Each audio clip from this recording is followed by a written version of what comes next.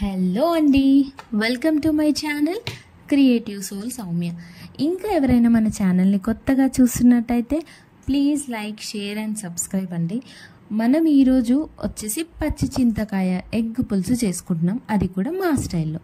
So ఈ మధ్య నేను ఫ్రీక్వెంట్గా వింటున్నది ఏంటంటే ఎక్కువ చింతపండు యూజ్ చేయొద్దు అని.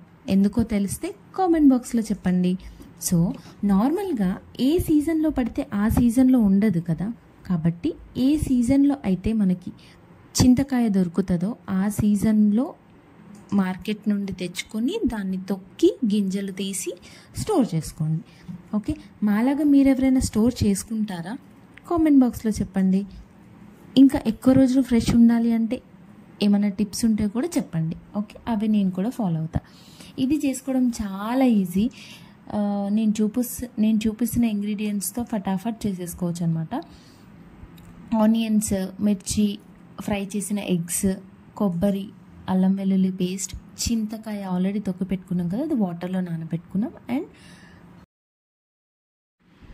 మసాలా. సో ప్యాన్లో అయితే ఆయిల్, జీలకర్ర, ఆవాలు, గ్రీన్ చిల్లీస్, ఆనియన్స్, పసుపు, అల్లం వెల్లుల్లి పేస్ట్, కరివేపాకు, కొత్తిమీర, కొంచెం పుదీనా అవి వేసుకొని ఆనియన్స్ గోల్డెన్ బ్రౌన్ వచ్చినాక మాత్రమే ధనియా పౌడర్, కొబ్బరి powder and garam masala add చేసుకోండి.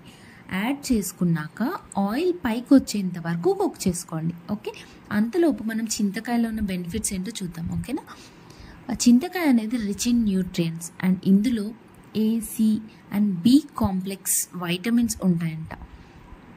మినరల్స్ అండ్ ఫైబర్, ఇలా చాలా న్యూట్రియంట్స్ అనేవి ఉంటాయి ఇందులో ఫైబర్ ఉండడం వల్ల మన డైజెస్టివ్ సిస్టమ్కి చాలా హెల్ప్ అవుతుంది. డైజెస్టివ్ సిస్టమ్ బాగుంటే ఆటోమేటిక్గా మన హెల్త్ అనేది బాగుంటుంది. వైటమిన్ C వల్ల మనకు ఇమ్యూన్ సిస్టమ్కి కూడా హెల్ప్ అవుతుంది. హార్ట్ హెల్త్కి కూడా చాలా మంచిది. క్యాన్సర్ని కూడా ప్రివెంట్ చేస్తుంది అంట. అండ్ ఇంకోటి, డయాబెటీస్ వాళ్ళకి షుగర్ లెవెల్స్ అనేవి ఇంక్రీజ్ చేయకుండా చూసుకుంటుంది. సో ఇంకో మెయిన్ థింగ్ ఏంటో తెలుసా, India is the largest producer of tamarind in the world. So ఇలా మనం దీనికి ఒక్కదానికే కాదు, బెండకాయ, ఫిష్ ఇలాంటి పులుసులు, కర్రీస్కి ఏవైనా ఇది యూజ్ చేసుకోవచ్చు. అండ్ చింతకాయ చారు కూడా చేసుకోవచ్చు. హోల్ ఇయర్ మనం ఇది యూజ్ చేసుకోకపోయినా అట్లీస్ట్ ఇయర్లో 6 months we can use it. Okay, so ఇలాంటి చిన్న చిన్న చేంజెస్ చేసుకుంటే మన డైలీ లైఫ్లో హెల్త్ అండ్ వెల్త్ అనేవి బాగుంటాయి. ఈ వీడియో చేయడానికి మెయిన్ రీజన్ ఏంటంటే రెసిపీ చూపించడం, పచ్చి చింతకాయ ఎక్కువ యూజ్ చేయాలి చింతపండు కంటే అనేది నా ఇంటెన్షన్. ఓకే, సో ఇలా పులుసు పోసాక దగ్గరికి అయినాక ఎగ్స్ వేసేసుకోండి. ఓకే,